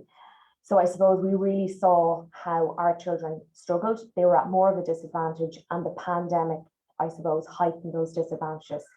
But it also told us on again, a positive note that schools are more than just about education. The relationships that happen in a school between the children themselves, the staff and the children, the staff and the staff, are all what you call a protective factor for children who may be vulnerable or whose lives may be very, very challenging. And I know Dr. Carol Coulter issued a report, I think it came out maybe earlier this year, about the effects of COVID on children who are in very vulnerable situations at home, and how usually in a school, if teachers have concerns, and it's part of the role that I have here, teachers will come to me about concerns about certain families, certain children, and then I have to pass that on to TUSA, the Child and Family Agency. So all of that was cut off. So I suppose on so many fronts, the pandemic was huge and had a huge impact. And in one sense, the question, what has the impact been? We can't even answer that because we're not fully out of it. Unfortunately, here in Rutland, we've had a bad start in the sense that we've had a lot of COVID cases the last fortnight in particular. And I only spoke to one of the assistant principals the other day. I'm quite worried about the particular children who are out of school because they're isolating, because they're close contacts. We had our junior infant class, were only here 4 days and they all had to go home because there were COVID cases in the class. So their 5-year-old children starting school for the first time and they missed a week and a half to 2 weeks of school. So we're still in that disruption phase of COVID and it's still very hard to quantify, well, what will the full impact be? We do know that here anyway, academics, the scores of the standardised tests did drop, particularly in English. We are seeing children who disengaged in their learning are finding school more difficult. So children who are already at risk are finding it more difficult, but it's too soon to tell what will happen next. And I suppose maybe just to come in very briefly on a couple of things that were mentioned by some of the earlier speakers. Paul talked about the hot food scheme. It's something that I signed up for, and we didn't get included in it. And when I did a little investigation and tried to get a local TD to lobby, we were told that it was done on a lottery basis. So it wasn't done on the basis of need, it was done on a lottery, which in itself doesn't make any sense. Just on the money front, and I completely would take on board everything Catherine says, but as a school, myself, this school, we're running at a €20,000 deficit every single year because the money we get from the Department of Education doesn't cover the costs of all the light, heat, insurance, maintenance, books, all of that. We're not covered. And a friend of mine is a principal and she was telling me about a South Dublin school that they did a raffle recently, or maybe it was before the summer, and they were, it's quite a, what's the word? It's a very higher socioeconomic area, and a car was given for a raffle and the school raised €60,000. That's €60,000 that school has that we don't have. And I know of another school in South Dublin that did a bake sale and got €10,000 in. So when you look at those figures alone in finances, we're in the red. And we don't have a way out of the red, so what's provided by the department financially doesn't cover, and you need to have an extra stream of income, which schools like ourselves just don't simply have access to. And I'm just trying to deny the 20,000 and hope it'll go away. But I suppose one of the points that Paul made, and it's something that is so important, I can't even emphasize, is the whole emotional supports for children. And it's become more and more pronounced as time has gone on. We're very fortunate here that we did, and it was a big stress last year to get funding because the funding was being cut. We've had a play therapist here for 5 years. She's extremely qualified. She's got a lot of experience and she's done a lot of good work. But we had to find and beg, borrow to get money to cover that for the next year. So it's tenuous. It's not guaranteed. And it is something that would make a huge difference to the children. I suppose one of the other things I'm starting to see as well, particularly in the last year and a half, is that, when children come into school, they talk to their teacher, and it's fantastic that the children have very good relationships with their teachers, but you start to realise then that this can be a lot on a very young teacher in their early 20s. And I suppose the role of a teacher has changed so much. The role of education has changed so much, and it's really important, all of the social personnel and help. And just earlier on, I think it was Paul mentioned about the Department of Education, and I suppose it is true, they need to widen their scope, because we've all widened our scope in terms of what we do, our roles, and what we cover. But I suppose, just to go back to the staff, like I have a duty of care to all the children and all the staff, and I suppose it's of benefit, and it's really important that I have what's called staff retention, that I keep staff on, because that benefits the children when they have strong relationships.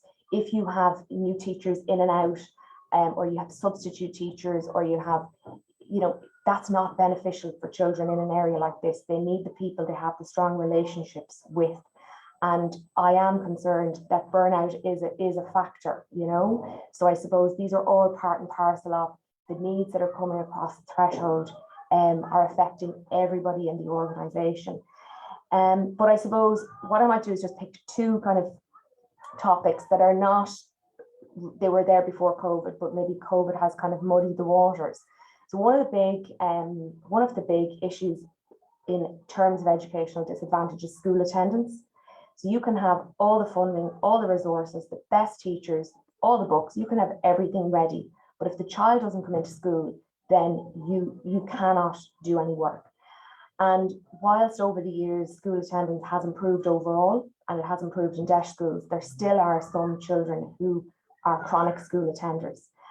And I know when the 20 days with TUSLA came in, there were people say, in the media and on forums, and parents were saying, oh, if my child misses 2 weeks if they're sick. And I suppose I would differentiate it and say, if a child is out sick for 2 weeks of school, they'll miss a particular topic in maths, a particular topic in history. Whereas if you have a child, and I have a number of them, and they miss a day here and there, one day a week, a Monday or a Friday, you're looking at a situation where children have constant gaps in their learning. And what happens is, as you go up through a primary school, you as a child become more cognizant of the differences, that you're not as able for the work in school as your peers. And that is, a considerable part of how children can start to get very disengaged by 5th and 6th class. And I would say there is a very strong correlation with poor or erratic school attendance, might be a better way of describing it. And because of the pandemic, it has muddied the waters. And even here as a school, we would try to be very strong in attendance. The home school would do house visits, we would make calls, we would try and follow things up to try to get the child over the threshold and into school.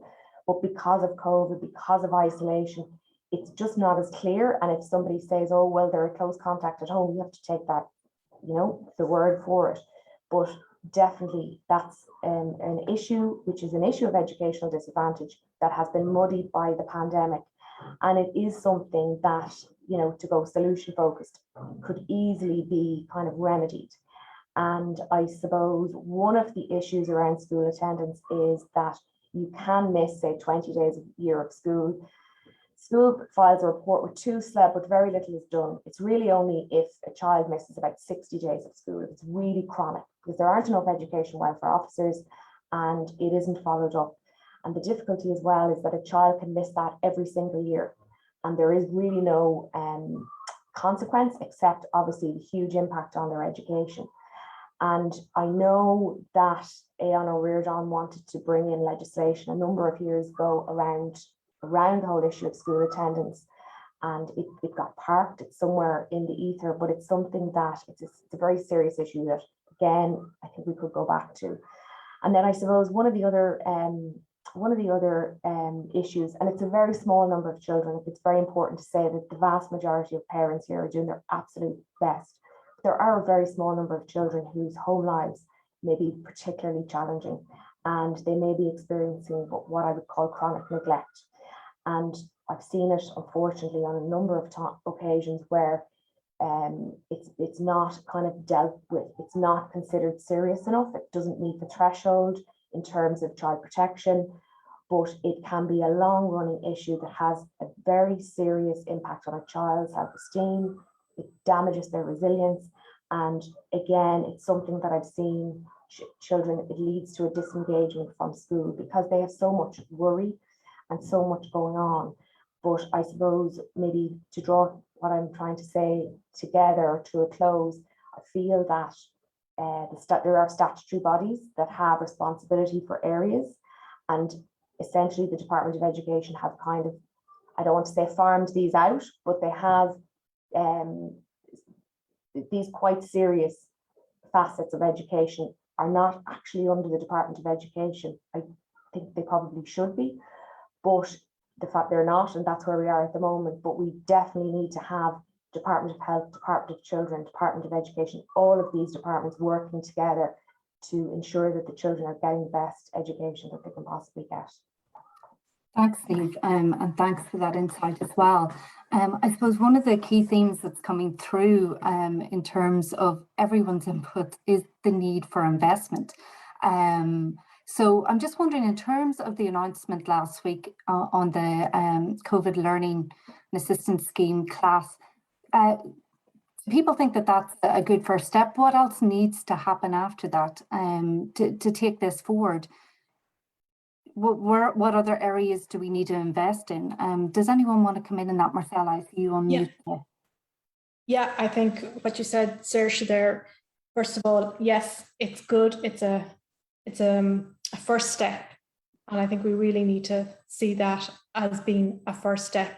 Ideally, we would have liked to have seen a whole host of a package of measures introduced along with this class system before the schools had begun, so that to give everybody the time and the space to implement measures throughout the school community.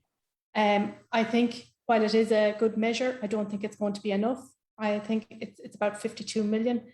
I think ideally what we really would need to be seeing double that, and we would need to be seeing that over a 2 to 3 year period to really see change and to really get at the root problems of educational disadvantage. So yes, I think good start, but really insufficient for the scale of the problem that we're seeing. Good, thanks, Marcel. And just following on from that, and there are a number of questions in the Q&A that I'll come to in a moment, but the Children's Futures campaign has called for a suite of interventions or measures that would alleviate educational disadvantage for the groups that you all work with. I might just ask each of you, what measure would make a difference? How can we make schools more inclusive for children and young people, and particularly those that you work with? So Julie, Helen, I might come to you first on that. Yeah, thanks. So I would just reiterate what Marcella said around class in particular, that it doesn't allow for the flexibility of need of students. Teaching hours are great, but there's a lot more to what students need. And I think nearly everybody has reiterated the need for emotional support for children, and that there needs to be a number of measures in regard to that to support students. And then in line with that, allied health supports for students with disabilities will be key as well, because a lot of kids have missed out on a lot of support, so they'll be playing catch up. So it isn't about the level of provision that every child would ordinarily need. They're going to need extra to be able to catch up.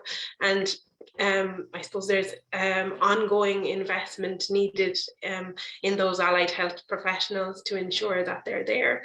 And similar with the added educational support, that needs to be resourced. The staff need to be there, and again, it needs to be ongoing. This sort of provision and support can't be a flash in the pan, because it won't be solved quickly. It needs to be a matter of sustained investment going forward, so that the educational gap can be minimised. Thanks, Julie. Tracy, I might come to you next.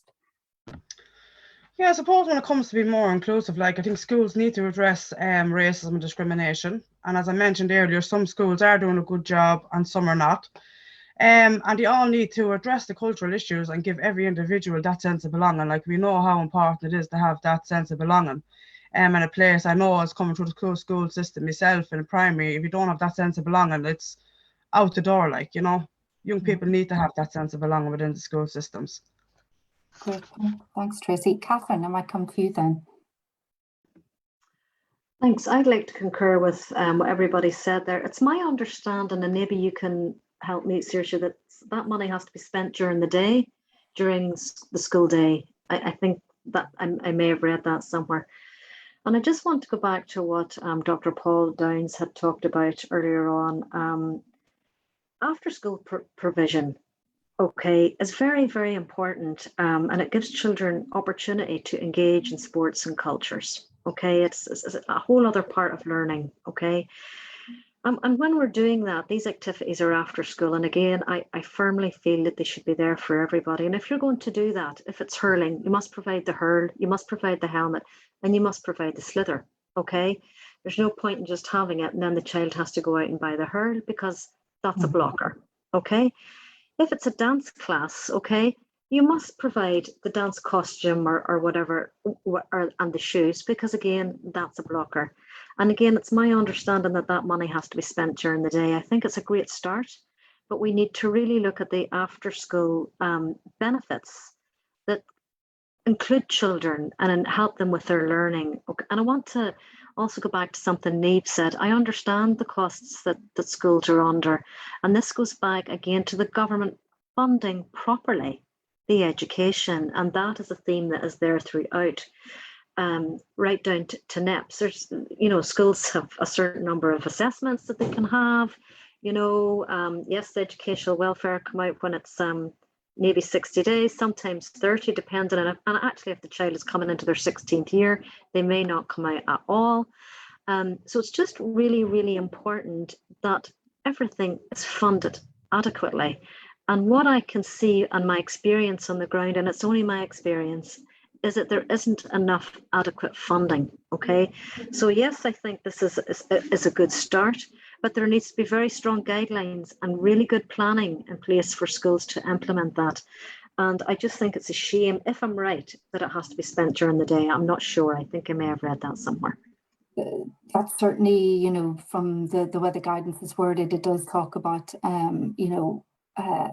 schools being able to decide when, but, it could be taking children out of class or, doing lunchtime provision as well. So our understanding would be it's during the school day. Niamh, linked to that, I don't know if you have any other thoughts on measures, but we do have a question in there from Kitty Holland from the Irish Times, particularly addressed to you. How are you going to cover that 20,000 deficit gap in your finances? I don't know. But I suppose, ironically, when the closure happened, we did have, less expenses, and things like, it costs €4,000 to have a photocopier, photocopying all of those costs. So you could get an extension, I don't know what the long-term solution is. I know that one of the really positive things that happened recently was that the secretaries and the caretakers are going to go under a proper contract with the Department of Education, because that's part of the problem, is that the ancillary grant doesn't cover the cost of the cleaners, the caretaker and the secretary.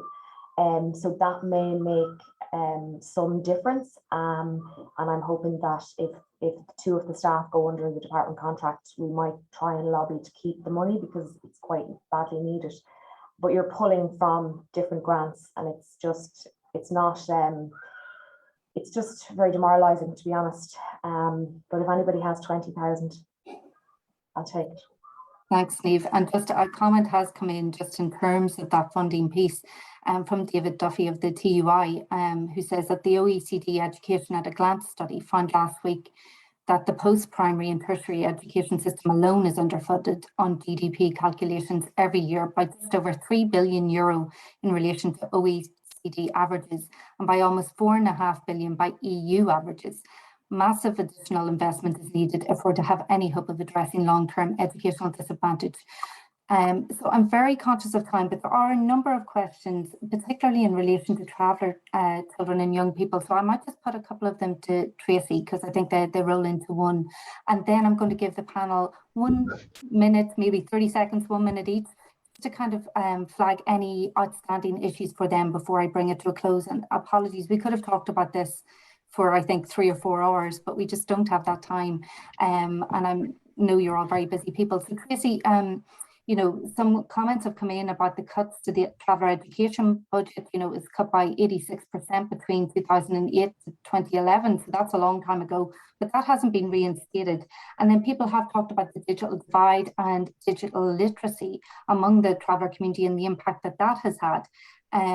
But I suppose there is a question there about the lack of broadband in traveller halting sites. And could you talk a bit about some of those issues in the community maybe, and what could be done to address those? Yeah, so I suppose within the community, like I was in third level myself when COVID hit, like, and the challenging barriers that were there were just unhuman, you know. There's nothing debates, the actual face-to-face, you know, that's what we're missing out on, the face-to-face learning, this at home blended learning, it doesn't work, you know. Even throughout COVID, like we had particularly 4 boys who were in the one school. One of them actually returned back to school. The other 3 didn't because of the big stretch, the short cut were in school. So they felt that did nothing to amount to anything because they missed out on so much education. And I think just in order for us to address, like, we need resources to get them back in, and we need funding, and we need to make links with both parents and families out on the ground and the travel organisations. Like, it's vital that they engage with those. And I just have to say, like, throughout that, I know the question came in about broadband. Like, I live in a travel halting site myself. As I said, I came a year and a half left in college when we were home, like, with blended learning, with online classes. I missed out on so much myself as an adult back in college. So you can imagine what it was like then for young people living on halting sites, and parents with very low literacy skills, no IT skills whatsoever.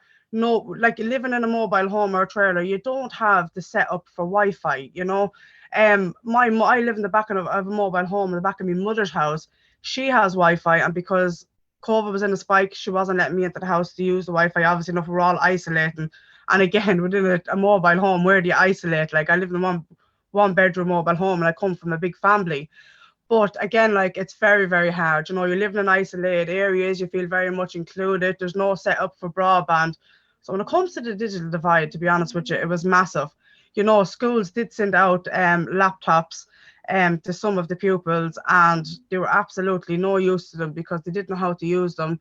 As I said, like, the mother and father, very low literacy levels, no additional supports on sites because, as I said, everybody was isolating, there was no one to help.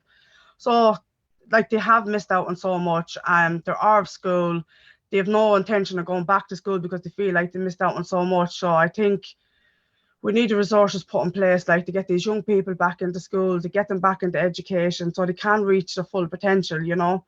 We need a number, even like as a community, we need our numbers back up. We need them back into education. It's vital we get them back in. It sounds like that commitment in the programme for government to a traveller education strategy is something that needs to be progressed as a matter of urgency, really. So I'm really sorry to do this to the panelists, but I'm just going to ask you maybe to flag anything in 30 seconds that you'd like to see addressed, and then we'll close off. Marcella. Yeah, so I suppose 2 things maybe. The first, I think we've touched on it before, but to sum up, I think we need to see a hands-on approach from the Department of Education around everything got to do with a child's education. So, for example, just one brief example was a circular that was introduced in 2017 to schools that said if schools could reduce costs to parents, so if they introduce measures that would reduce costs, such as like a ban on workbooks, being mindful of using cheaper versions of school uniforms rather than crested uniforms, they would get a premium on their capitation grants. So to our knowledge, that has never happened. The Department of Education have never followed up with schools to see have they implemented this circular. So as a result, there's a lot of people losing out. Schools are losing out, parents are losing out, and of course, children are losing out. So we would like to see that culture, maybe that thinking from the department changing so that there's a real hands-on approach, but they also are part of a child's education. I think the second one, I would say, coming from a social justice organisation, that to address educational disadvantage, it has to be part of an overall strategy to address poverty. So that can be achieved by ensuring that people on low incomes have adequate incomes to survive and thrive on, access to healthcare, access to affordable housing, education, transport, etc. So we need to see a whole host of measures there around addressing poverty while we're talking about and while we're addressing education disadvantage. That's great. Thanks, Marcella. Catherine, I'll give you 30 seconds. Okay. I think one of the big things is absolutely the Department of Education do need to take responsibility. Often when parents feel injustice, they're told to go back to Board of Managements. That's not okay. They need to absolutely put their hands up now, the Department of Education. They need to fund education fully. Okay, there's going to be a lot of regression for learners now, and the government need to come up with a real live plan on how to work together on this across the departments. Great, thanks, Catherine. Julie, I'll come to you next. Yeah, thanks. So I think that the resounding message that has come out for me today is that we have so much more in common than we do. That's different across the issues for the people that we support. And that's a big message for our government, that we do need a whole of government approach, that we're talking about children and we're talking about their futures and we're talking about what happens today will impact their lives forevermore, whatever minority they happen to be part of. And when we're looking at that, then we need to be thinking of a whole systems approach, a whole environment approach, and a whole person approach. And if we look at it that way, the development will be sustainable rather than something that is trying to be a band-aid over a problem that's going to have lasting impacts on children.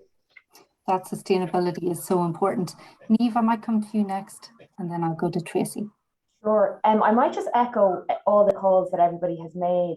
And what I might just mention very briefly, and it's something that maybe the Children's Rights Alliance could kind of run with this mantle, but we had a past pupil in just recently looking to do work experience, and she basically was telling us that she's doing the Leaving Cert Applied. And when she left, the teacher who was with me said, you know, she was very bright, she would have been able to do her Leaving Cert. And I suppose the particular child told us, she's in 5th year now, that she didn't do the junior cert because obviously of the COVID situation with the junior cert. And as I walked away, I just thought, you know, she doesn't have formally a junior cert and she's doing the Leaving Cert Applied. She could have done the Leaving Cert. She had, you know, obviously the support, but I suppose what the question is, I suppose I would ask is that this is kind of one of those hidden or more kind of nuanced disadvantages within the system. And did the particular secondary school speak to her parents? Was there consent? Do the parents realise the impact of what the Leaving Cert Applied is versus what the Leaving Cert is, and the opportunities that opens up? So I suppose that's something that maybe the use of or the consent that's given for children to do the Leaving Cert Applied in secondary schools. It's something that maybe somebody could do a little bit of research or follow up on. That's really interesting. And I know the Cork Life Centre, Dawn from the Cork Life Centre, raised that issue of junior cert and, you know, people leaving school without any qualification when that was cancelled as a big issue for them. And it is something that we're looking at in terms of alternative education and what other options are out there. And I think a lot of what's been said this morning will apply in that instance as well. So we will keep that in mind, Niamh, and we will come back to you on that potentially. Tracy, I'll just hand over to you there about anything else you want to just cover. I think just one more thing for me, I suppose, as we need as a community, or as me representing the community, like we need the travel education strategy is needed, to be honest. We're doing a big call out, shout out for that with an implementation plan. And traveller accommodation also needs to be addressed as a matter of urgency. Great, thanks, and thanks for keeping it short. So I just want to say a big thank you to all our panelists today and to Paul and Creedon and Angelica from earlier. I think some of the key themes coming out of today's discussion for me really are that need for greater investment, a more holistic approach to education, that it isn't just around education, it's about all the other supports that go alongside that. I think there's a call for a number of different strategies in there, whether it's a clever education strategy, whether it's the arts in education strategy, you know, but I think there is a need for a clear action plan on some of those measures that we've discussed today that would really impact and mitigate the negative impacts of the pandemic and lockdown for children and young people, particularly on their mental health and well-being. And we are having, as I mentioned, an event next week on that particular aspect of the lockdown, as well as so the Children's Futures campaign is hosting that, so you can still sign up for that. But I suppose really there's a lot there to digest. I know there were representatives from the Department of Education here. There were also members of the Oireachtas here, and we will be making this recording available. And I think there's a whole host of practical measures that have been suggested today that we can put forward to really try and ensure that we do what's right for children and young people, and that we COVID-proof the strategies going forward to ensure that, you know, their futures are what's put forward, and that their best interests are the thing that really informs decisions. You know, we really welcome that government prioritised the reopening of schools once they were pushed to do so. You know, I think it was just an oversight at the beginning. People didn't know what was happening, but certainly the fact that children and young people were put forward and schools were prioritised, that is so important. But that's something that happened during an emergency time. We need to bring that forward and make sure that these other issues of educational disadvantage, you know, are addressed. And one of the things that struck me actually when Tracy was speaking, and when a number of you were speaking as well, is that link between school and home. It's so important. And one of the things that we've discussed before is the importance of homeschool community liaisons officers. And I think that is something that could be looked at as even a short-term interim measure to try and bridge that gap and ensure that our most vulnerable children are still linked in with school, because we really don't want to regress in the progress that we've made over the last number of years and decades in bringing forward education for some of those more marginalised groups. So I just want to thank everyone again for attending today. Thanks to all of our panellists, Paul, Creedon, Angelica, Marcella, Catherine, Tracy, Niamh and Julie. And, you know, I'm sorry we didn't get to all the questions, but I think it was a really rounded and fruitful discussion. So thank you.